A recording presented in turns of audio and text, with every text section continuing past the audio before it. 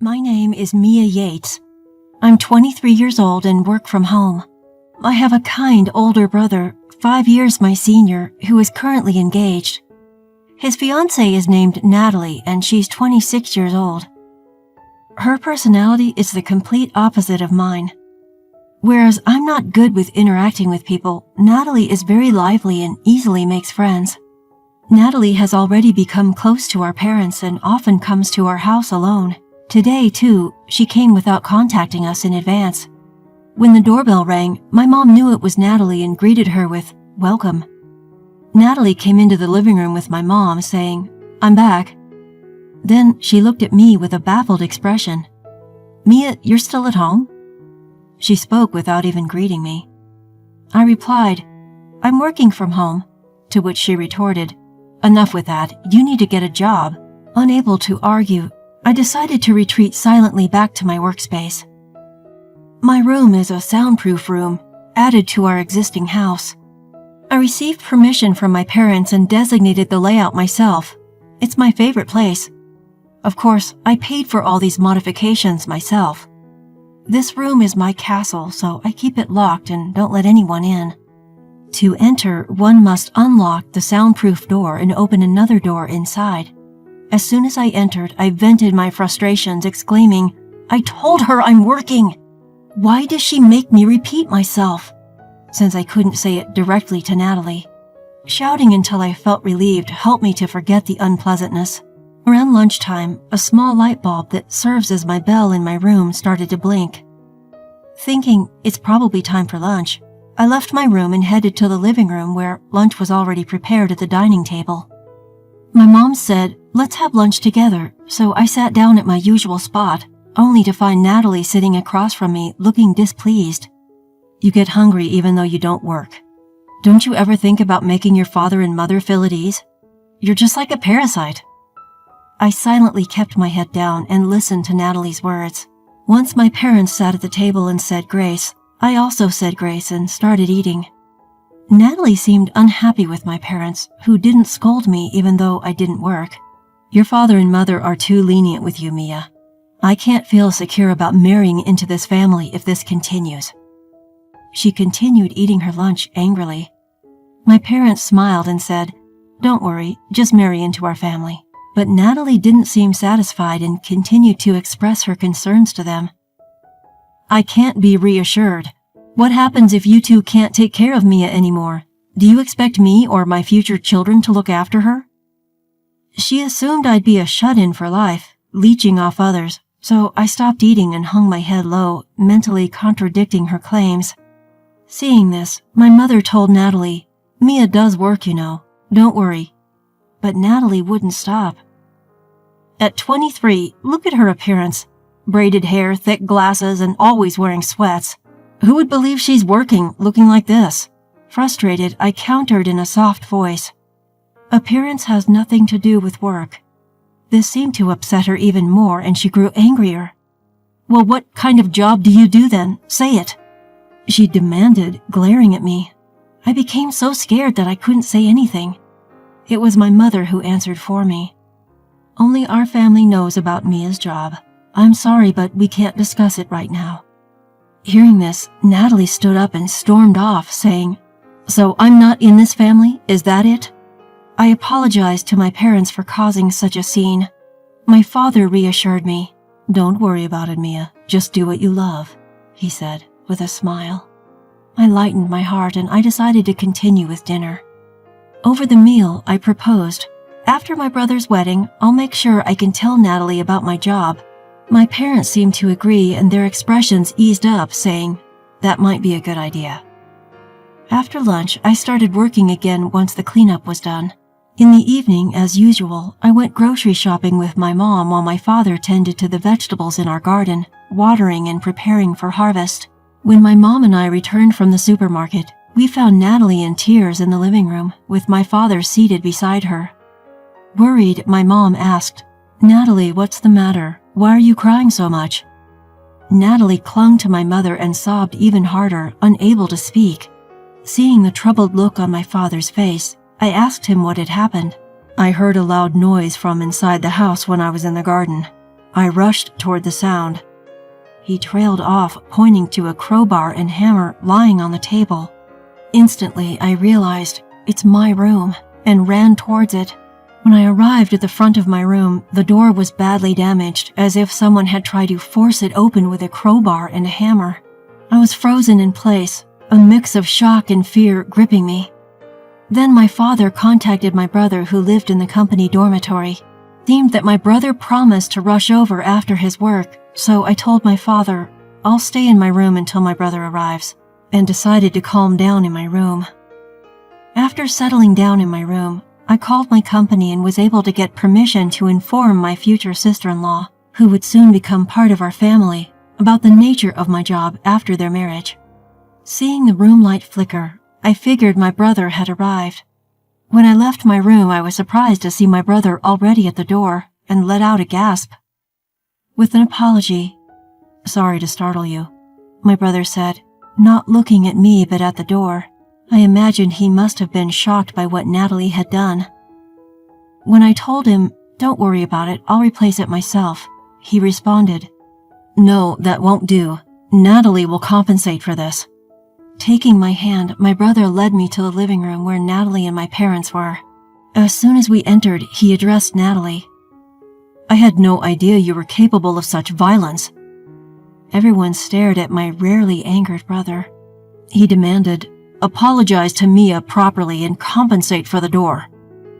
Natalie began to apologize tearfully to my brother, saying, I'm sorry, but my brother snapped, "The apology is not for me," and glared at her fiercely. I told my brother it's okay now, but my brother didn't take his eyes off Natalie. Natalie turned to me, knelt down, and apologized. "I won't do something like this again. I will compensate for it." I accepted her apology and decided to put the incident behind me. But I wanted to know why this had happened, so I asked Natalie. She replied, "I thought if I didn't have a place to hide, I would have to work." Hearing this, I wondered whether I should tell her about the nature of my job before the wedding, which troubled me. However, it would go against company policy, so I decided not to say anything for now.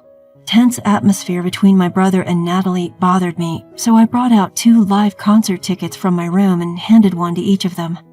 Looking at the tickets, Natalie exclaimed, "These are for Aim's concert," and turned bright red with excitement.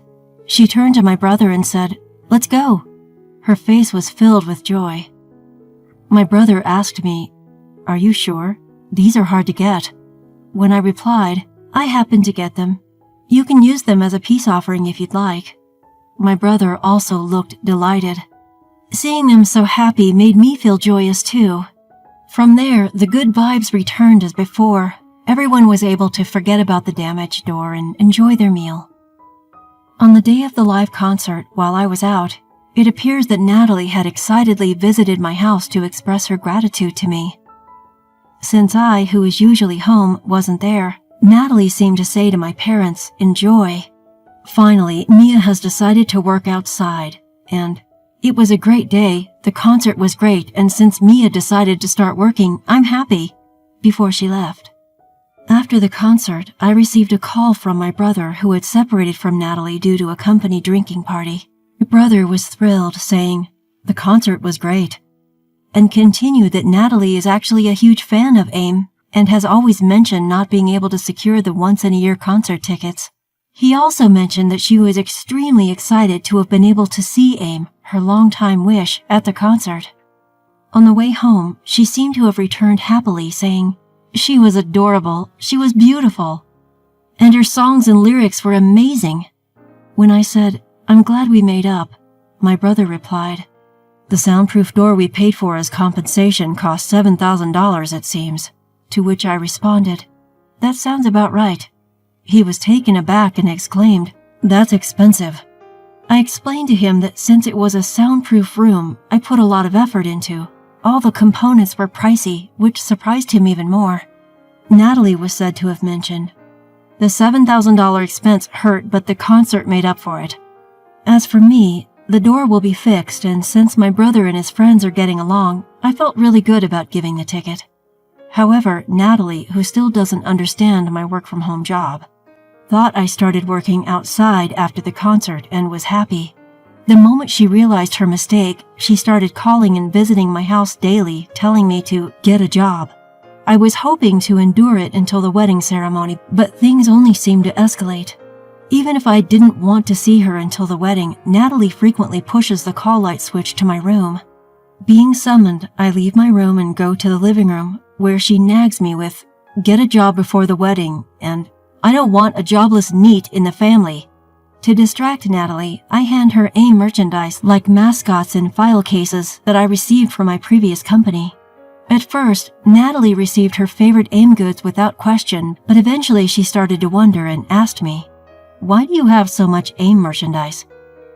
Reluctantly, I replied, "A friend who works in relation with AIM's company gives them to me." Upon hearing this, she smiled and her mood improved even more as she said, "Please get me more tickets next time." However, there's still a problem. She seems to want more merchandise and started making a fuss about being allowed into my room, causing me trouble. I managed to stop her a few times, but I was worried that she might break the door again, so I mustered up the courage to give her a stern warning. "Natalie, if you break the door again, it won't just be the door fee this time. Last time I paid for the repairs. Next time you will be the one paying." Upon hearing this, Natalie's face turned pale. I wonder if she really was planning to do it again, I thought to myself. All I could do was hope that the wedding ceremony would be over soon so I could be free. Even after that, until the wedding day, there was never a day when Natalie visited and the call light didn't flash. I can't count how many times I shouted, "Enough already!" in my room. I tried talking to my brother about it, but he was in a resigned mode, saying, "I've told Natalie over 100 times that me is working, but she doesn't seem to listen to me."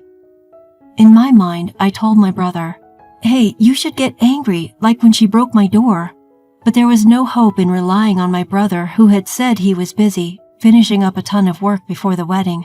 Otherwise, he wouldn't be able to go on the honeymoon. So I had no choice but to give up. Then finally, it was the day before the wedding. As expected, it seemed that both of our parents would spend the day before the wedding together, so we had a fun night reminiscing and looking at albums of us when we were young, with the 4 of us family members together after a long time. When I mentioned, "When I get married, my brother will have his own family, so it'll just be the 3 of us with our parents on the day before the wedding. It's a bit lonely." My brother replied, No, I'll come here and spend the day alone on that day." I was glad he said that. In that calm space, my brother's cell phone rang. It was a call from Natalie. When my brother answered the phone, it seemed she asked to speak with me, and he handed me the phone, saying, "Natalie wants to talk to you." When I answered the phone, she said, "Hey, something's up with AIM. She's making a big announcement tomorrow. Ask your friend who gives you the merchandise what it's about. What if she's quitting or going on hiatus?" Apparently, AIM's agency had announced on social media that there would be a major announcement tomorrow. I didn't want to be disturbed during my relaxing time with my family, so I said, "I don't know," and hung up the phone. Brother seemed to feel the same way and turned off his cell phone. When our father said, "We have to get up early tomorrow, let's go to bed now," my brother began to bow deeply and said, "Father, Mother, thank you for taking care of me so long. From now on, I will be happy with Natalie." Mom quickly responded, "That's what women do when they get married." When my brother said, "Really?" Our family ended the night before the wedding with a big laugh. Finally, the day of the wedding arrived. I told my family that I would be a little late in the morning, and my parents and brothers went ahead to the venue. When I arrived at the venue a little later, I went to the waiting room to convey my congratulations to Natalie and knocked on the door. There, Natalie, the beautiful bride, was sitting alone, fully prepared. The moment I was about to say my congratulations, the beautiful bride turned into a demon and said, "Hey, I still had something to say yesterday when you hung up the phone." I apologized, and when I asked what she wanted, she said to me, "You can go home now." I said, "But it's my brother's wedding." And she said, "I've been telling you this for a long time. Why didn't you get a job after all I've said? I don't want people to think you're part of the family." And I tried to say, "But..." Natalie walked up to me and got close to my face and said, "If I say go home, you go home," and closed the door with all her might. Feeling dejected, I retreated to a separate room that had been reserved for me. There, I had my makeup and hair done by professionals and changed into the cocktail dress I had bought for the wedding, preparing for my brother's wedding that I would not be attending. In the midst of this, I received a call from my parents. I explained the situation to them, assuring them that although I wouldn't be at the ceremony, I still intended to celebrate. Then, the wedding ceremony that I was absent from began. I decided to watch the event on the venue's monitor to get a sense of being there. There was a moment when my brother looked for me and I nearly broke down in tears. But I told myself, it's a day for celebration, not tears, and continued to watch and bless the event. After the entertainment was over, the female MC said, "We have a celebration video for the stars of today's show. Please look at the monitor." The room darkened and a video started playing on the monitor. The room erupted in screams of delight. The image on the screen was of Aim, whom Natalie loved so much, and then shared a congratulatory message. "Yes, in truth, I am Aim. Congratulations on your marriage, brother and Natalie." Natalie looked surprised and turned to my brother. He seemed to be saying, "That's Mia. I've been eagerly awaiting this day, but I'm sorry I couldn't attend due to urgent matters." After giving a false excuse for my absence, I shared a simple congratulatory message, then revealed, "Natalie, I'm sorry I never told you that I'm part of your new family. However, I've decided to work overseas. We probably won't see each other in the future, so feel free to pretend we're not family. Oh, and I wasn't a shut-in. I was working in my home studio." Although I let a bit of sarcasm slip, I ended my message saying, "I wish you happiness." I'm a singer-songwriter named Aim who gained popularity on social media. My stage name, Aim, is my real name, Mia, spelled backward. I worked from home, recording songs and writing music after joining a talent agency. When the lights came back on, all eyes were on Natalie. She was as pale as a ghost and looked utterly dumbfounded. Once my job was done, I left the venue with the hair and makeup artists and other staff. Later on, my brother called. Apparently, after we left, Natalie was supposed to thank the guests and see them off, but instead, she was running around the venue looking for me. When she found I had already left, she broke down crying in front of the folding screen. What's more, I heard from friends that she's now known as the bride who isn't considered family by Aim, and my speech from the wedding has gone viral on social media. I heard she regrets what she did and can't even go out in her neighborhood anymore.